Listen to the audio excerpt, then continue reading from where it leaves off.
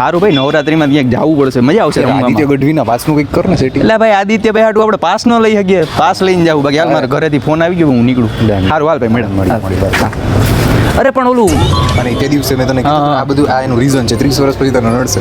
એટલે ભાઈ એવું કઈ ના હોય યાર એવું જ છે. એવું ન હોય પણ છે. હા ભાઈ હું પીવત છું એ તો મારે શું કહેવાય બાધા એટલે હું હમણાં નથી પીતો બાકી હું ચા પીવ જ છું જો મારો ભાઈ ચાનો ધંધો આપણે કરવો હોય ને તો વ્યવસ્થિત એનો બધો હિસાબ કરવો પડે બરોબર રોજના કેટલા કપ વેચીએ આપણે 200 તો વર્ષોમાં પછી તું એમ કહેવા આપણે દૂધ હોય ખાંડ હોય ભૂકી હોય પુડીનો ગેર જગ્યાનું ભાડું જગ્યાનું ભાડું એ બધું આપણે જોવું પડે ત્યારે આપણે સરખી રીતના કરીએ છીએ આમાંથી 3 થી 4 બ્રાન્ચ તો ખુલી શકે એમ. ધીમે ધીમે આપણે ધંધો આગળ વધારી શકીએ રાતોરાત થઈ જાય એવું છે હા 200 ચા વેચાય એક દી. તો ભાઈ આગલી નવરાત્રી આપણે ઓર્ગેનાઇઝ કરી શકીએ એવું છે ભાઈ ક્યારે આદિત્ય ગઢવીને બોલાવ રિક્વેસ્ટ કરવી પડે યાર આદિત્યભાઈ ને એને કે રંગ મોરલાનું હું સીઝન 3 છે ને સવારે વધારે ડિસ્કસ કરીએ આના ઉપર ડન છે. ત્યારે આમે મારા ઘરે મૂળું થાય છે નીકળી હાલ મારો ચાલ હું આ બંધ કરી દઉં યાર. રેડી હાલ ભાઈ મળ્યો મળીએ.